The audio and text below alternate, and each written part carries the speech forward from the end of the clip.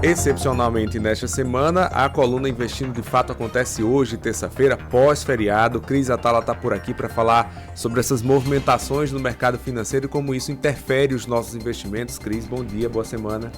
Bom dia, mais uma vez eu quero começar dizendo a você que caso tenha alguma pergunta sobre investimentos, mercado financeiro, pode mandar aqui pra gente que a gente vai ter o maior prazer em responder a vocês. Nós somos a Fato Capital, nós somos o único escritório private em João Pessoa que trabalha com investimentos vinculados à XP e eu estou entre as 10 melhores assessoras da XP do país e somos 15 mil. Bom, a semana passada a gente teve uma subida no Ibovespa, fechamos a semana com 1,56, o que foi até, assim, sensacional, haja vista o que aconteceu no mercado, porque a gente teve realmente quedas absurdas no mercado na semana passada, principalmente nos Estados Unidos.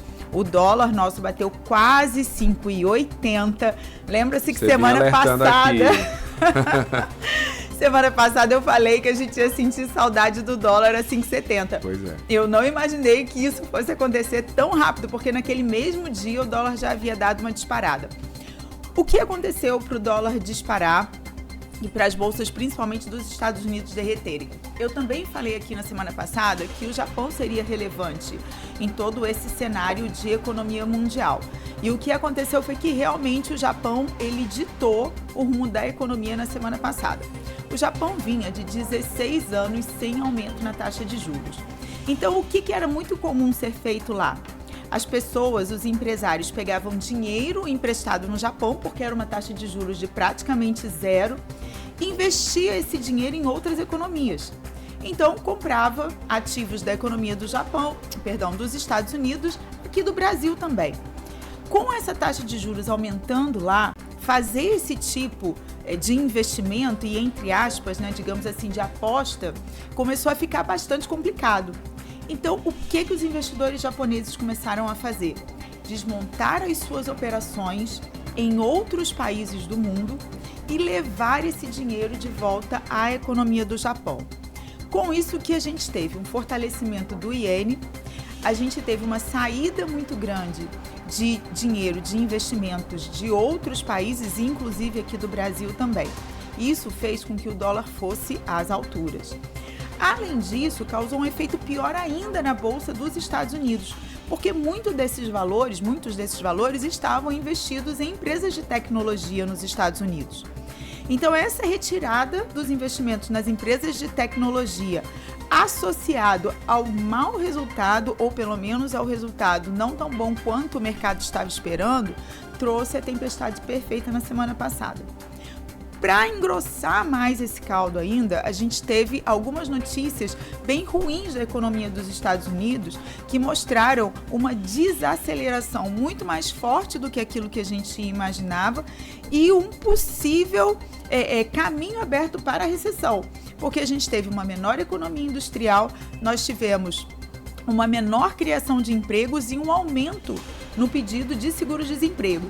Então, a gente estava antes imaginando uma espécie de pouso suave na economia americana e agora, de certa forma, foi aberto um caminho para aquilo que mais temia, que seria efetivamente uma recessão nos Estados Unidos. E traz um alerta para todo mundo, né? Vamos falar aqui do Brasil, manteve a taxa Selic. Isso também é algo que é muito atrelado à questão dos Estados Unidos, né, Sheila?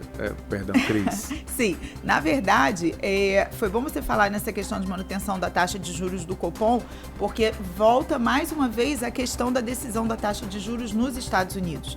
Se antes imaginava-se que haveria um corte de juros somente esse ano, já está se falando que em setembro haverá sim um corte de juros, mas não de 0,25, mas sim para meio.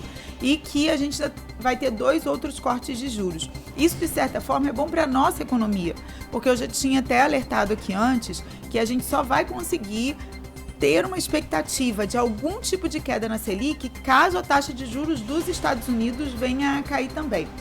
Nós tivemos a queda a manutenção da taxa de juros aqui do Brasil, mas a ata do Copom ainda não saiu.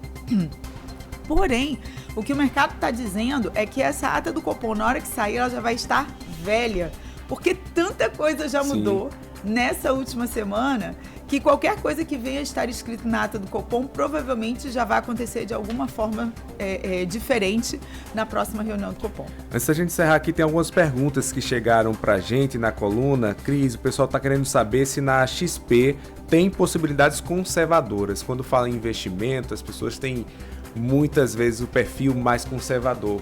Tem essa opção por lá? É bem interessante essa pergunta. A XP, ela nasceu como renda variável. Então, ainda é muito comum que as pessoas entendam que a XP é uma corretora de renda variável. Porém, nos últimos anos, a XP ela se sofisticou demais. Então, hoje, nós temos todos os produtos do mercado.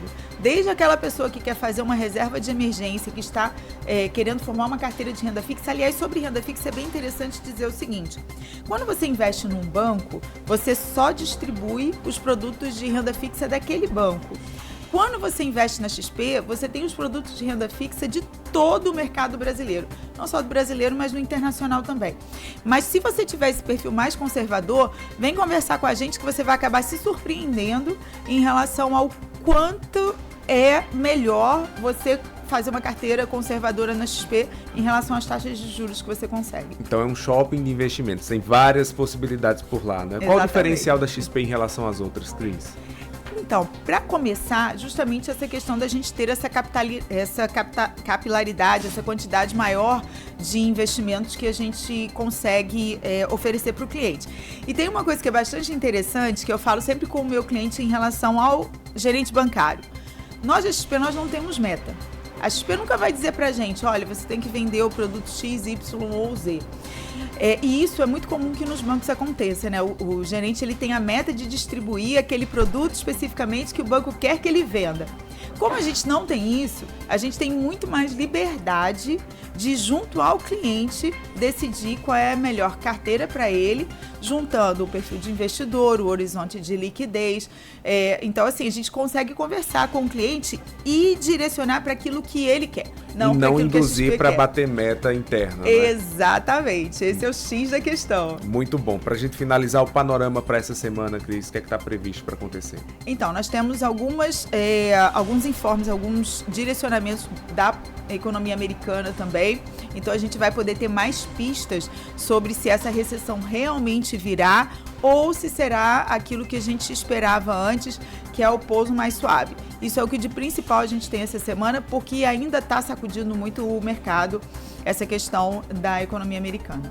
Cris, até semana que vem, muito bom ter essas informações aqui. Lembrando que você pode encontrar a Cris, a Fato Capital, pelas redes sociais, né? Sim, pelas redes sociais, @Cris Atala, com 2 L's, @Fato Capital, com 2 T's. E pode mandar qualquer tipo de pergunta aqui pro Daniel também, a gente vai adorar te responder. Manda lá, @Jovem Pan João Pessoa. Até semana que vem, Cris. Até, uma boa semana. Vou falar como é que tá o trânsito agora aqui em João Pessoa.